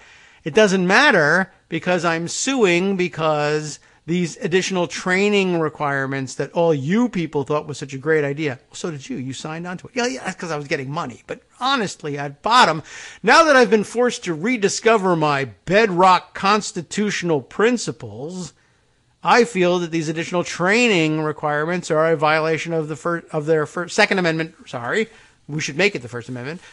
Move it up one. A violation of Second Amendment rights to begin with. It's unconstitutional for you to even ask us to take a kickback for all of this training. And so as an anti-corruption position, we now adopt our original bedrock constitutionalist principles of no training whatsoever is required. And you know what? In some states, they're going to win. And all of the safety requirements that you were plied with, that turned you into a gun moderate enough to accept this new program of arming teachers, will suddenly evaporate. Just like the blanket immunity if you actually have an accident. But along the way, all the safety requirements that you were promised were going to keep this program safe for your kids are going to evaporate one by one. First, it'll be the requirement that people actually meet the safety protocols, as the Utah teacher did. She was supposed to keep that gun concealed from everybody. The minute she violated it, she should have lost the right to carry that gun in class. But honestly, if you think it's there for protection, find me the school administrator that's going to say, that's it. Mrs. Smith's third grade class can no longer be protected from mass murderers. Sorry, kids in 3S, you're all going to die. Because we got to take that gun away because it poked out from underneath Mrs. Smith's sweater and someone saw it. That's never going to happen. They'll sweep that under the rug. And they'll continue to sweep it under the rug until, finally, she shoots herself, blows up the toilet, and liability attaches. All of a sudden, The teacher's not protected. You're not protected. She's out the door. Now the kids in Smith's class don't even have Smith, so they're never going to be protected. And everybody knows it's a soft target, and the maniacs are going to attack the Smith class. So, yeah. Anyway, the point is everything you're going to be promised will evaporate probably pretty quickly, maybe over the course of a couple of years, and you won't have any rights to check up on it along the way. I guess that's one other basic bedrock problem with guns in society in general. One of the comebacks usually offered by gun enthusiasts, maybe we can take this show, you can prepare yourself for weekend debates on the gun issue. One of the problems, again, something we've discussed but haven't talked about in some time, so new listeners, maybe this is new to you. One of the objections that sometimes gets made is, well, you don't have any problem with having police be armed, but you don't want private citizens to be armed. Well, let's see, they can use this against you in so many ways. Well, I thought I saw you on Twitter saying that you were a supporter of Black Lives Matter.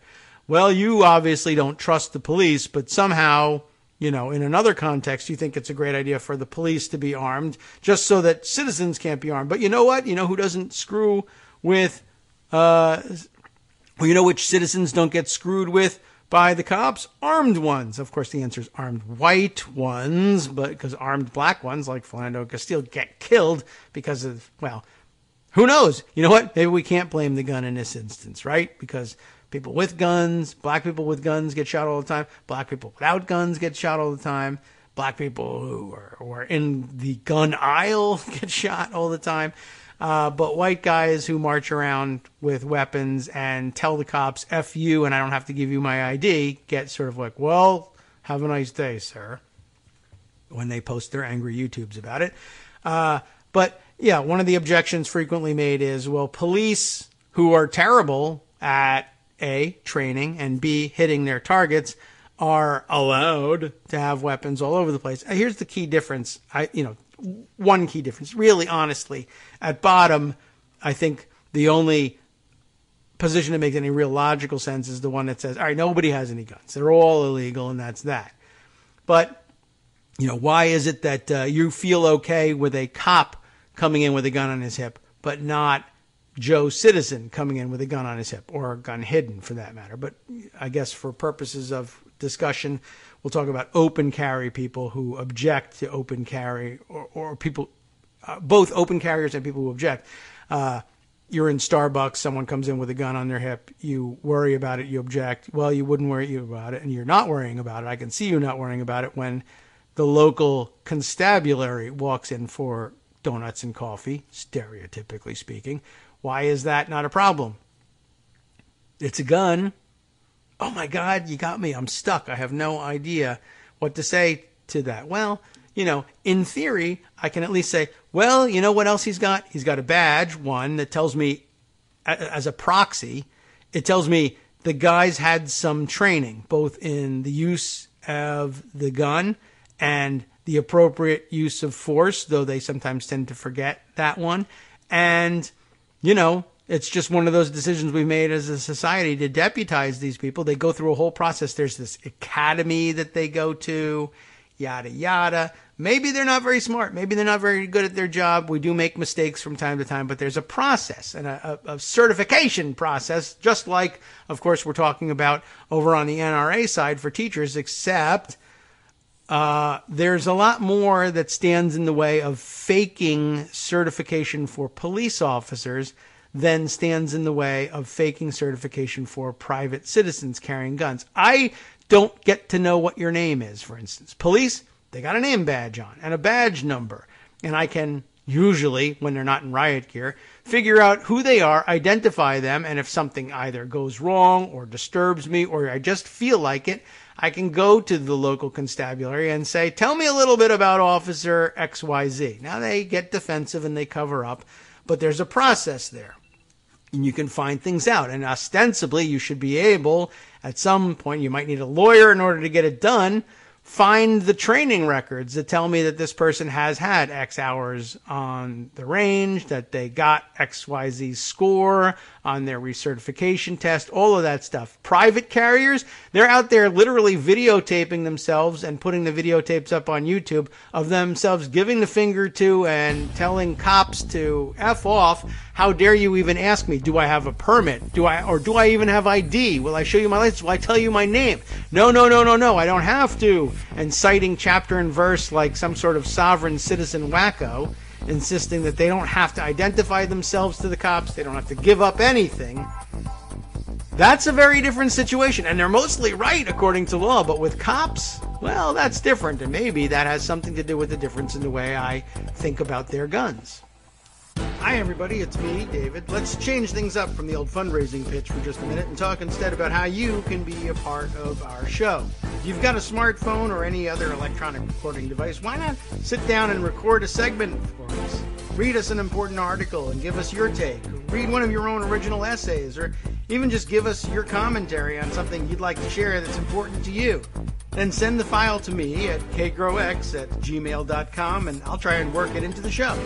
Short segments, a few minutes in length, are easiest to fit in. And of course, I can't always guarantee that I'll be able to play everything, but if you've ever shouted at your radio or TV about something you wish was being covered, here's your chance to change that. Make the show your own. Send your submissions to me at kagrox@gmail.com.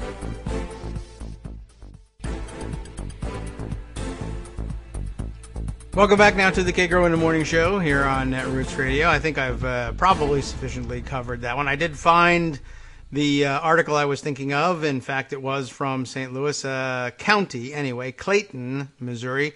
Charges against St. Louis County gun instructor put concealed carry permits in doubt. We're talking about Donald Krangle of, I guess, the area, anyway, Clayton, Missouri. A St. Louis County police records clerk was stumped when a concealed carry permit applicant presented a certificate showing he had received the required 8 hours of firearms training that very day.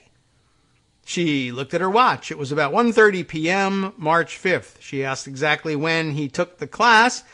It started at 10 a.m., he said.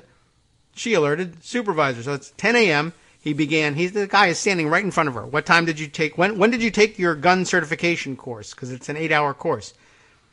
Today. When? Started at 10. That's weird because 10, 11, 12, 1, 3. It's 3.5 hours into the 8-hour class. And you're here with a signed NRA certified trainer's signature, blah, blah, blah, card here, whatever it is, that says you're now entitled under state law to a concealed carry permit, because you've had the requisite 8 hours of training. Amazingly, are these magic grits? Are you a fast cook? Is that what you just said? You fit 8 hours of training into 3.5 hours, and that doesn't even include travel time to get here. You beamed yourself here from the future, obviously. What are you talking about? You're under arrest. An undercover sting that followed resulted in criminal charges against Donald Krangle, 52 years old, a prolific, good to know, trainer of Missouri's armed citizens and the first to be accused of wrongdoing. Police are now enlisting other jurisdictions to identify the scope of the problem and are trying to decide what to do with at least 1,770 people toting guns in public on Krangle's say-so just in St. Louis M-effing County alone. 2 undercover officers signed up for Krangle's next class on March 22nd at his North St. Louis County home. In just 3 hours, Krangle told the 11 students that they had completed the course, even though they had not met any of the state-mandated criteria, said Lieutenant Chris Stocker, whose detectives obtained the charges. It didn't even come close, Stocker said. He cut corners, and he cheated the people he was training. Just a moment. He cheated every one of us, because those idiots are walking around with guns, and if it ever gets drawn or even just accidentally fired, the people who get hit, the homes who get damaged, the people who are just scared out of their wits got damaged by Donald Krangle. But okay, he cut corners, he cheated the people he was training. The question is this an anomaly? I don't know. This is an article from April 2013. What do you think they found out since? I don't know. We'll have to look around and see, but it's not the kind of story that gets follow-up very often. Certainly not easy to find. But I did see this when I was doing the search for it. I did notice that in October of 2013, we had this follow-up. Gun instructor claims innocence despite pleading guilty to fraud in St. Louis County. How do you like that? Donald Krangle, I guess he's 53 now. I think he was 52 in the previous article. Happy birthday, Donald Krangle. Somewhere, I guess, in between April and October. So we got some time to catch up with your next birthday. Accused of cutting corners, of course, there's that language again, in gun classes required for residents interested in getting concealed carry permits. Blah, blah, blah, telling the story of it. By the way, let's just skip down a few paragraphs here. Investigators estimate that Krangle had taught nearly 2,000 people in St. Louis County alone since 2008. He was also a registered instructor in St. Charles and Jefferson counties, as well as St. Louis and Florida. Dun, dun, dun. Where's my sound effects? Don't even have them handy. Here we go. Wow, this jackass was certified in Florida. If you want to carry in Florida now, when they implement their awesome armed teachers program, maybe you'll have the good luck to get trained by Donald Krangle. Or not trained by Donald Krangle, but signed off by Donald Krangle nonetheless. Now, here's a highlight in the story. The NRA revoked Krangle's certification after he was charged. In other words, yes, he was NRA certified to certify you to carry your concealed weapon or be a gun ninja in a child's classroom. Isn't that great? How does he come by the idea that he's innocent despite pleading guilty? Judge Mary, we'll get to find out what happened to him, too. This is a pretty serious crime, right? 2,000 yahoos are running around with maybe no credentials or training whatsoever, but they're armed. But yeah, as they draw their weapon to shoot you, you can say, hold it, you're not properly trained, put that away. And I'm sure they'll understand and let you go. Judge Mary Bruntrager, it's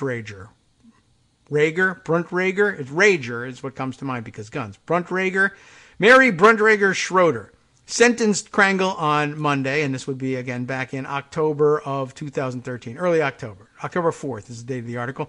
Sentencing him on Monday to death, 20 years, 1 year, a month? No, 2 years probation and 100 hours of community service on 4 counts of issuing a false instrument or certificate.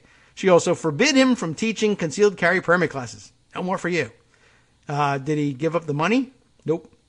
Should he violate his probation, he could spend 6 months in jail on the charges. So that's the penalty, by the way. Report to my office once a week for 2 years and give 100 hours of community service. You pick up some garbage and tell people stay away from drugs, kids. She also sentenced him to 1 year of probation and 100 hours of community service for the remaining 3 charges of providing false information regarding the performance of an applicant. Both sentences are to run concurrently, so that's still just 2 years of probation. Reached by phone on Friday, Krangle called them nothing charges. How do you like that? That's the quote. Nothing charges. It's a nothing burger to him. And he said he pleaded guilty because, quote, there is no fighting St. Louis County. There's also no point in training anybody in St. Louis County. Krangle claims he has video showing that the class the undercover officers attended lasted about 6 hours. He says it would have lasted longer, but a SWAT team interrupted the class. Oh, look out, the SWAT team came. Holy mackerel. Everyone remembers that. A SWAT team interrupted the class. He said he didn't provide the tapes to the court. I forgot. My dog ate them. I didn't do anything wrong, he said. The St. Louis County Police is like a military force, and eventually you'll all realize that. How can you fight them? Well, you'll need AR-15s to do it. And here's your certification. Can you imagine? Look at this is the snake that ate itself. The gun guys who were pissed off at the government, and I told you that eventually the NRA would end up suing to get rid of all of these certification requirements anyway, once they were done making money from it. And I guess you find out that's the case. You need a gun to protect yourself. And the government has no right to tell you that there's any certification requirements because they're the ones you need to protect yourselves again. But in the meantime, also ISIS and black people. I wish you guys wouldn't report on this anymore, he said. You are like parasites. Police said Krangle spent about a third of the class that undercover officers attended talking about his days with the Army's Delta Force. Wow. And he has that embroidered on his cuffs, no doubt. His website states that Sergeant Donald W. Krangle is a retired veteran of the United States Army Special Forces. After the Post-Dispatch reported the story, a group of Special Forces veterans, or Green Berets, posted it on their website, professionalsoldiers.com, and requested Krangle's public military records, which showed he was a private first-class tank driver with an AWOL charge when he was honorably discharged. Boy, they'll give you a certification for anything. How do you like that? So not only was he cheating on, he's cheating all of us and cheating the whole system by certifying just anybody who came in and paid him and listened to his fake war stories, but he told them he was in the Delta Forces and he was a private first-class tank driver who went AWOL. There you go. How do you feel about your kids being around someone who was trained by this guy or someone similar? Do we know whether there are any others? Was there a larger investigation? I would guess that, let's say, the statewide officials to whom you might pitch such an investigation probably have a pretty good relationship with, I don't know, the NRA, and might think that's a waste of public resources. We really shouldn't be putting too much effort into finding out how many, because honestly, how many could there really be? Because everybody's up on the up and up. They're fantastic people, and I don't know what to tell you. What else here? Oh, look, by the way, on my Google search here, on IllinoisCarry.com, I see a story headline, 327 applicants notified of improper training, April 1st, ISP press release. So that looks like that went pretty well. How do you like that? It's one of those gun owner forums, and people are asking, how can it be a scam when his training was approved by ISP, Illinois State Police? You can't tell the public that this training is approved and then cancel everyone's permit months later. That's right, and that'll be the excuse that people use to hang on to their permits. You can't take away people's guns just because they violate the safety protocols that were the prerequisite for implementing the program in the first place. Then the kids won't be safe. You have a point. So, there you have it.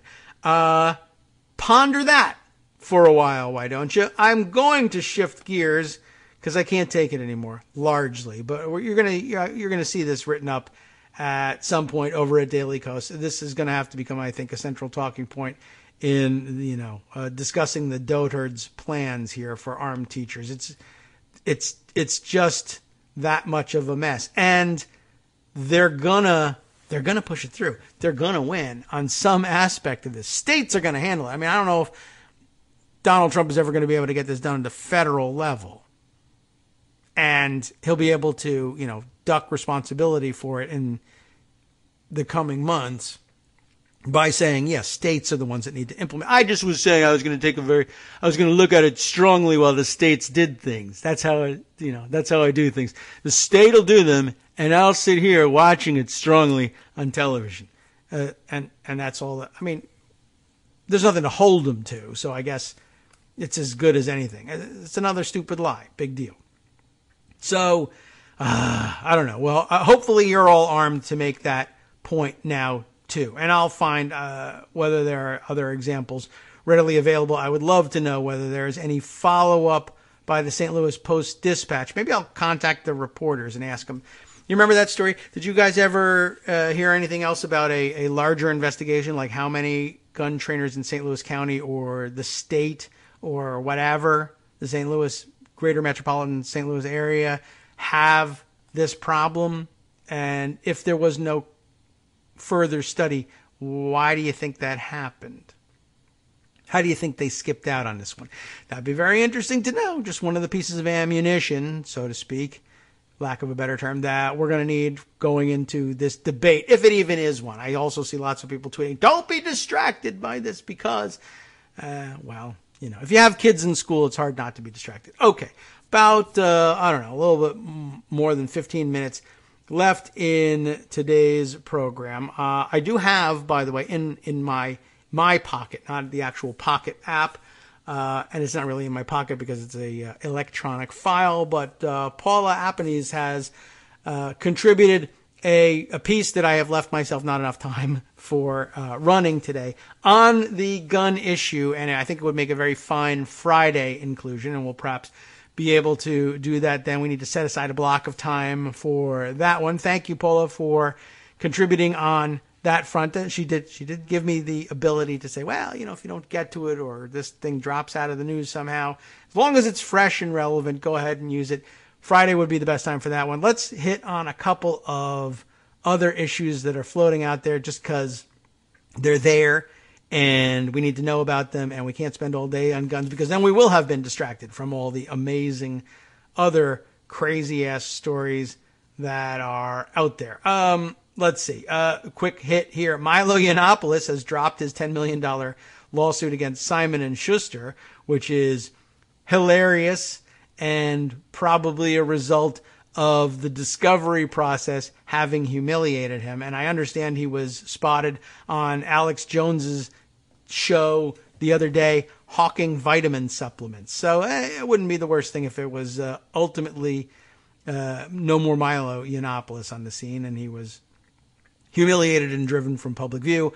That's not likely to happen. He's happy to be there hawking vitamins. He's just out for a grift, so whatever. But he's dropped his lawsuit, and that's funny. It's written up here in the New York Daily News, which is likely to be, extra funny, I guess, in highlighting all the dumb stuff that went on behind that suit. But I'll include that in the roundup for you to look at, let's say, on your own time, just for entertainment's sake. There are a couple of other very interesting stories to pick up on that I think are worth a few minutes more. Let's see. Just dropping another headline here, though. Interesting. So while we're in the court system, we'll throw this one out. I don't think it's going anywhere. I just think it's interesting to note. San Antonio papers reporting the legality of the Electoral College process is being challenged in San Antonio and elsewhere. And the San Antonio Express News reporting, in a rare move, the constitutionality of the country's Electoral College process is being challenged in lawsuits filed Wednesday in 4 states, including Texas. A coalition of law firms led by nationally renowned attorney David Boies, is it Boies how he pronounces that? The famous lawyer. And joined by one of the country's largest civil rights groups, the League of United Latin American Citizens, LULAC, filed 4 federal lawsuits in 2 politically red states, Texas and South Carolina, and 2 traditionally blue states, California and Massachusetts. The suits challenge the winner-take-all method that states use to allocate their electoral college votes. Not that the electoral college is stupid and useless and archaic, so much as winner take all is maybe not the system for allocating those votes. And they've got a point in that. The Texas suit was filed in federal court in San Antonio. If successful, the suits could change the way the country selects its presidents. Bill knows that up in Maine, they do it, they allocate the votes by congressional district. Is that right? So they sometimes will split their votes. Nebraska, I think, is the other state that does that. But yeah, the legal argument is interesting. By magnifying the impact of some votes and disregarding others, the winner-take-all system is not only undemocratic, but it also violates the constitutional rights of free association, political expression, and equal protection under the law, LULAC and Boies said in a joint statement. These suits aim to restore those rights nationwide. In other words, if you are a Republican voter in California, your vote is counted and then disregarded thereafter in the Electoral College where it really counts. He's, a Democratic presidential candidate wins California. He gets all the electoral votes. She, in probably the next case, gets all the electoral votes. She, in the last case, as a matter of fact, gets all the electoral votes from California. And in a manner of speaking, there's no voice in the forum that matters. It actually elects the president for Republicans in California. That they have a point at that. I don't know how the last election comes out with proportional representation or some other scheme, but it's all, well, the rule book, controlling the rule book matters. How you divide up the states will matter, and whether you apportion them by a proportion of the full state's popular vote or whether you apportion them by congressional district, which is would actually make some sense given that that's how you're distributing the electoral votes in the first place. I don't know. Not sure whether they have any suggestions about how we should be counting or allocating our electoral votes. Just interesting that the question is out there and they're poking at that particular monster. All right. Let's throw this one. Well, that looks like a Friday story to me. Perhaps we'll wait on that one. I guess another of the quickie stories that we can throw out there. Also something we have raised questions about in the past. Back on it is the Washington Post. Melania Trump's parents, we now know, are legal permanent residents, raising questions about whether they relied on that thing that the alt-right decided we ought to be calling chain migration, but which is actually family reunification for everyone else. The parents of First Lady Melania Trump have become legal permanent residents of the United States and are close to obtaining their citizenship, magically, according to people familiar with their status, but their attorney declined to say how or when the couple gained their green cards. There's a picture of them, or some video of them here, and they're walking across a very nice, lush-looking green lawn. Dead giveaway here, and probably if I play the video, we'll confirm this. Dead giveaway, though, is the helicopter rotors behind them, which suggests that they are, in fact, debarking probably from Marine One on their way into the White House, which I think we learned that not unlike President Obama's in-laws, these in-laws seem to live inside the White House with them. I guess that's more common than I thought. Anyway, immigration experts said Victor and Amalia, I'm guessing, Knavs, Knavs, very likely relied on a family reunification process that President Trump has derided as chain migration and proposed ending in such cases. The Knavses, formerly of Slovenia, are living in the country on green cards, according to Michael Wilds, a New York-based immigration lawyer who represents the First Lady and her family. I can confirm that Mrs. Trump's parents are both lawfully admitted to the United States as permanent residents. The family, as they are not part of the administration, has asked that their privacy be respected, though they live in the White House. So I will not comment further on this matter. So, interesting, but once again, YOLO, LOL, nothing matters in the sense, not in the sense that nothing really matters, but in the gimmitarian sense. That is to say, my philosophy is yay for me and F you. So that's how we like it in this country. If you are a disgusting, filthy person, in my opinion, and want to have your family join you in the United States, the answer is F you, criminal. Don't try to bring any more stupid rapists into my country. Whereas if you are nice and clean and maybe white, or my wife will give me hell if I don't bring in them, or whatever the excuse is, then by all means, let's usher them into the country. Let's make sure it happens. Besides which, they're, like I said, white and coming from a white country, and they're actually relatively wealthy. So awesome. Let's bring them in here because they are super productive people. How productive are they? Well, you know what? The Washington Post hints at it a little bit. It is unclear when the Knavses first moved to the United States, but by late 2007, Victor Knavs was listed in public records as residing in a beautiful, gorgeous, fantastic, top-of-the-line, super expensive and exclusive, I might add, residence in Palm Beach, Florida. That because he's a super rich guy. The guy has so much money, so he's not a problem. He's not a drag on our resources. He's not leeching off of anybody by coming to the United States. How do I know? Because that super exclusive, fantastic, beautiful home is named Mar-a-Lago. That's right. He's paying his own way, ladies and gentlemen, pulling his weight here in America. The Knavses are by living at Mar-a-Lago. And I guess maybe right now, also in the White House, which is public. Okay, so, they're not a draw on public resources. They're just a draw on public resources. You understand. It's not that they're using government money to live here. It's that the government is paying for their living expenses while they live here. It's not a big deal. Anyway, just thought we'd clear that one up. Although I don't know if it says anywhere in this article that they actually are living in the White House. Maybe I have that wrong. And they're just contributing to society by living at Mar-a-Lago. I don't know. Let's see. They're not the only family members, by the way, to join Melania from Slovenia. Her older sister, Ines, lives in an apartment in a Trump-owned building on Park Avenue in New York. Public records show. Because, again, she's pulling her own weight. And that's super important when it comes to immigration. So, make what you want of that one. Let's see. A couple of other interesting pieces here that might be worth including in our roundup. What is the actual point of this article? I'm just checking it out. The right's hypocrisy on Stoneman Douglas teens. Oh, yes, right. This was sort of an interesting approach. So perhaps we'll revisit this a little bit on Friday. But don't be fooled by the recent reactions. Conservatives love political teens.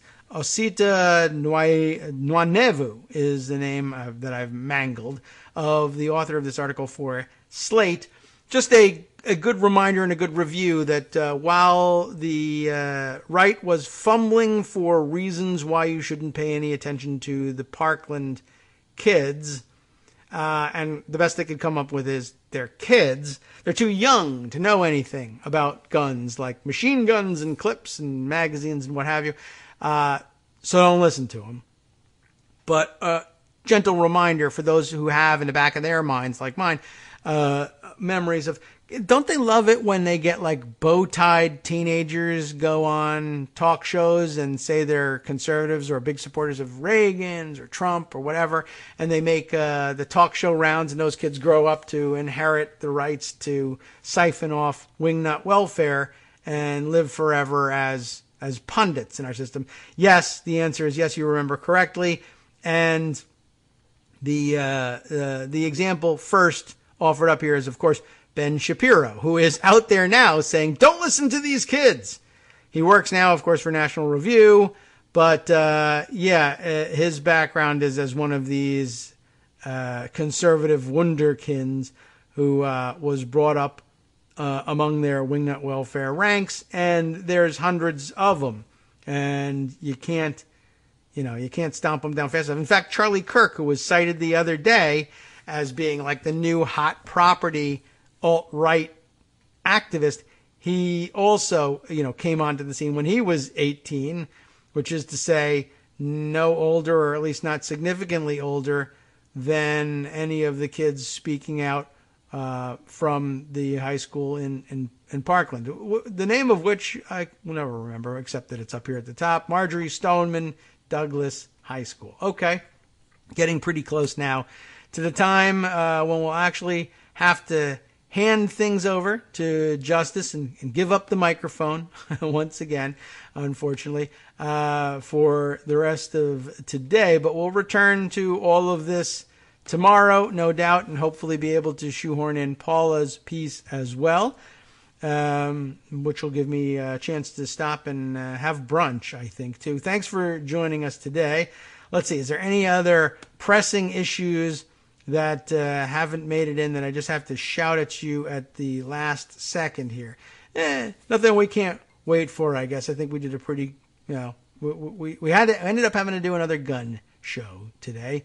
And, well, it's just likely going to be that way for a while. To the extent that we can keep this in focus and in the news, I don't object. I suppose we're being distracted from large and important issues of Trump-Russia. Tomorrow I'd like to perhaps revisit Jared Kushner and his doings, as well as he squirms under the thumb of John Kelly and his questionable security clearance. But that brings us back to another issue. What sort of secrets is he getting? Why is he the biggest consumer of classified information in the White House. Why is it that he doesn't have a security clearance? Probably maybe everybody needs a reminder, because I've seen a couple of journalists covering the issue who are surprised and saying, is this the first we're hearing of this?